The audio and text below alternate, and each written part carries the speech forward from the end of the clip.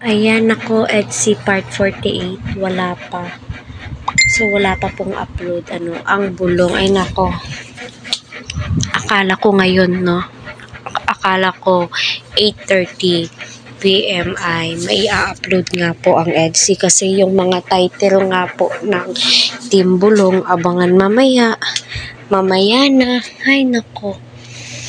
Isa din po ako, katulad nyo na umaasa, at nag-aabang ng mga upload, especially yung mga bulong, inaantay ko po talaga, kaya nakakapagtaka, kung bakit wala pang upload si Kalingap Prab.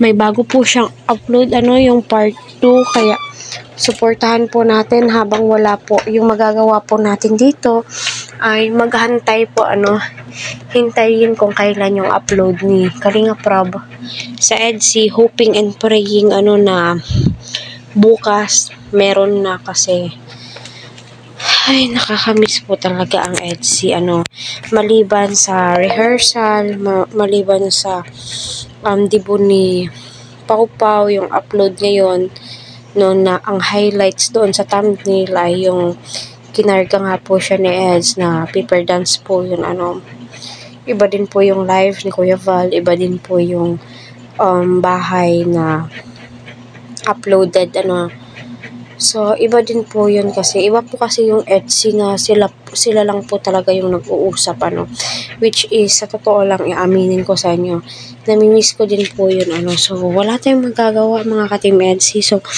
ang gawin po natin ngayon ay syempre